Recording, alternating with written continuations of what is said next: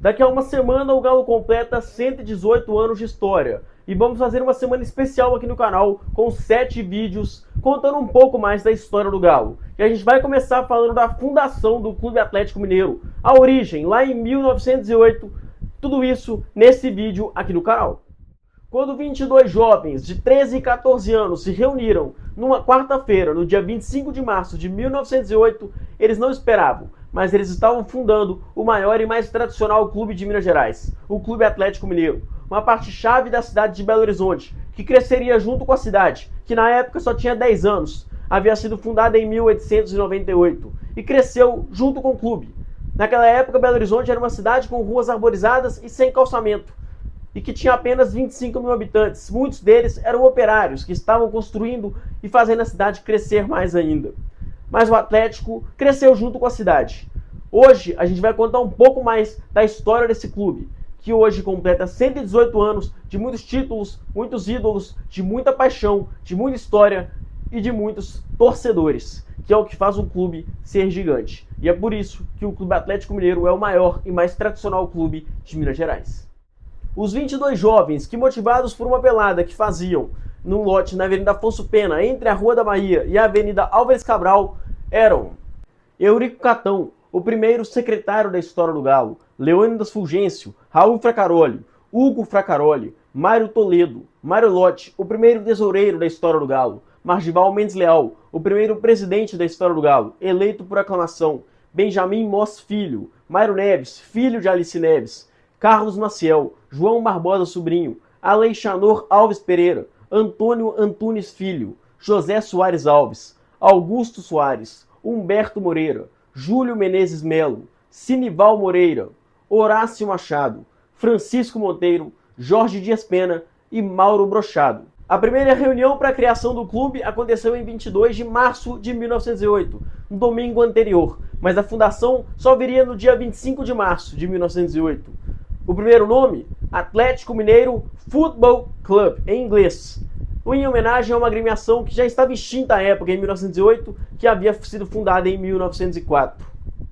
O Atlético já existia, já tinha nome, já tinha jogadores, e só não tinha campo e bola. Então, por isso, o primeiro jogo só foi rolar em 1909, mas depois a gente vai falar um pouco desse jogo. Os 11 iniciais da história do Atlético já existiam, mesmo sem jogo, eram aquelas peladas que o Atlético jogava. E tá aí na sua tela aparecendo os primeiros 11 iniciais da história do Galo. Naquela época o Atlético nem tinha uniforme, ainda não tinham pensado na cor preta e branca. A primeira ideia do clube foi uma camisa branca com listras horizontais verdes. Uma lista horizontal verde, semelhante à camisa do Vasco da Gama, mas branca e verde. Seria como se o América estivesse com a camisa do Vasco. Tá aí aparecendo na sua tela uma simulação que eu pedi para o GPT para fazer desse uniforme do Galo, que seria bem bizarro. Mas ainda em 1908, os fundadores do Atlético já pensaram na cor preta e branca. E aí acabou. O Atlético era um time preto e branco. Desde 1908, o mesmo nome e as mesmas cores. O Galo já tinha nome, já tinha uniforme, já tinha jogadores, mas não tinha o principal elemento do futebol, a bola. E naquela época, em 1908, era muito difícil você conseguir uma bola. Era um artigo raro. E existem duas versões de como o Galo conseguiu essa bola. A primeira, que é a mais oficial, foi de que Antônio Antunes Filho, um dos fundadores do Galo, ele trocava correspondências, ele mandava besouros e outros animais, insetos, para um amigo francês. E lá na França o futebol já era bem mais comum, era bem mais fácil de encontrar uma bola, diferentemente de aqui no Brasil. Lá na Europa já existia futebol. Alguns clubes aqui no Brasil nem existiam em 1908, o Internacional no Rio Grande do Sul, o Corinthians, o Santos, aqui em Minas, o próprio América e o próprio Cruzeiro ainda não existiam, só foram existir anos depois. Então era realmente um artigo bem complicado de conseguir. E esse amigo francês enviou a bola, que custou algo em torno de 11 mil réis, o valor da época. A outra versão é de que o Atlético tinha uma espécie de cofrinho, uma espécie de dinheiro guardado em uma caixa de sapato. E de lá, os fundadores do Galo conseguiram tirar 11 mil réis que compraram uma bola para aí sim, em 1909, fazer a sua estreia como Clube Atlético Mineiro. Agora sim, quando o Galo consegue seu uniforme, sua bola e os seus jogadores, o Galo estava pronto para fazer a sua estreia, o seu primeiro jogo oficial. E no dia 21 de março de 1909, contra o Sport Clube Futebol, esse jogo aconteceu em um campo onde hoje é a Avenida Afonso Pena.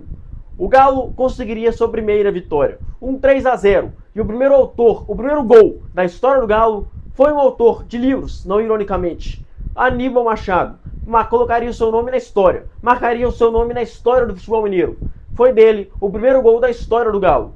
O placar 3-0 para o Galo. Aníbal Machado o primeiro, Mário Neves o segundo e Zeca Alves o terceiro gol.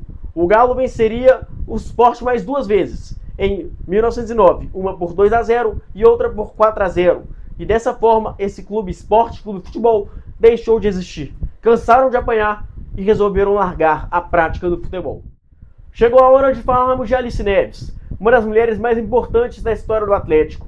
Uma das cofundadoras do Galo, podemos dizer assim. Foi ela responsável pela costura dos primeiros uniformes da história do Galo, das primeiras bandeiras, da primeira torcida feminina da história do Galo. Ela levou a torcida a apoiar os meninos nos estádios, nos campos em que o Galo jogava.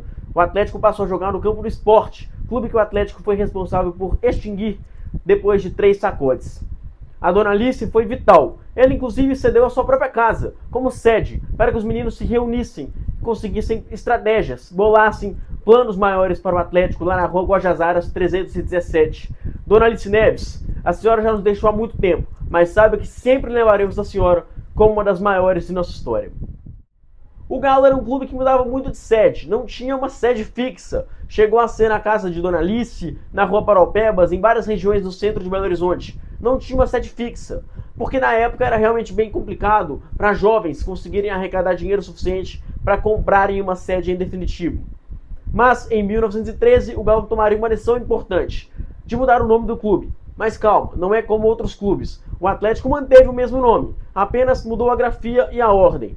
Antes era Atlético Mineiro Football Club, em inglês, mas a partir de 25 de março de 1913, o clube passaria a se tornar Clube Atlético Mineiro. O mesmo nome e as mesmas cores desde 1908. E em 1924, outra decisão. O escudo, que antes era oval, aquele can, como está aqui nessa camisa, passaria a ser o escudo tradicional que conhecemos hoje, o escudo que usamos há quase 100 anos. No final dos anos 20, em 1928, outra decisão histórica. A prefeitura expropriava o terreno do campo do esporte na rua Paraupebas e mandava o Atlético para outro local. O Galo fez uma permuta e trocou pela Avenida Olegário Maciel. Sim, o Atlético trocava o seu campo antigo, o campo do esporte, pelo campo na Avenida Olegário Maciel, onde depois viria, em 1929, a se tornar o Estádio Antônio Carlos, o primeiro estádio da história do Galo. O Atlético estava oficialmente em Lourdes, que na época não era um terreno de rico, era um terreno que estava começando, não tinha nada de elite na época e era realmente um terreno que não tinha nem gente. Era um terreno que quem construiu foi o Clube Atlético Mineiro. O Galo cresceu junto com a cidade e a cidade cresceu junto com o Galo. Em 1929, o Galo faria o seu primeiro jogo no estádio Antônio Carlos, inauguraria o estádio contra o Corinthians de São Paulo. Um 4-2 histórico com o Mário de Castro se destacando. No começo dos anos 30, o Galo já era uma elite nacional, já era um dos grandes clubes do futebol brasileiro. Nos anos 30, o Galo era campeão brasileiro de 37, com Guará e Paulista no seu ataque. O Atlético passava a ser conhecido como Galo, também devido à sua bravura e sua raça. Nos anos 40, Mangabeiras, através do jornal Folha de Minas, oficializou o Galo como mascote do clube. E o Clube Atlético Mineiro estava alçando voos cada vez maiores. Nos anos 50, com o Galo tendo uma maior torcida do estado, foi necessário sair do estádio Antônio Carlos. O Galo passou a jogar seus jogos no estádio Independência, que havia sido construído para a Copa do Mundo de 1950. E foi lá que o Galo conquistou o Pentacampeonato Mineiro dos anos 50, e anos depois viria também a fazer história naquele histórico time de 2012 e 2013, e foi durante muito tempo o estádio do Galo, nos anos 50 e 60 principalmente. Depois, nos anos 2010, voltaria a ser o estádio do Galo. Em 1973, o terreno do estádio Antônio Carlos foi devolvido ao governo, mas naquela altura o Atlético já nem jogava mais no estádio. E naquela altura o Galo já era um time nacionalmente conhecido, já era um time de massa, já era um time popular, já era um time construído por muita raça, por muita história e por muitas vitórias, derrotas, alegrias e sofrimentos.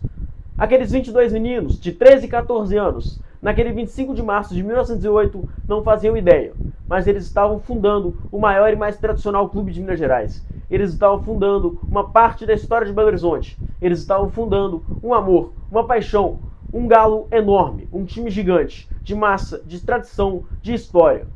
Aos 22 jovens que não sabem o que fizeram, porque agora já se passaram mais de 118 anos. O Clube Atlético Mineiro vive e até hoje conta a história de vocês, os 22 que fundaram a história do Galo. Muito obrigado e viva sempre o Clube Atlético Mineiro.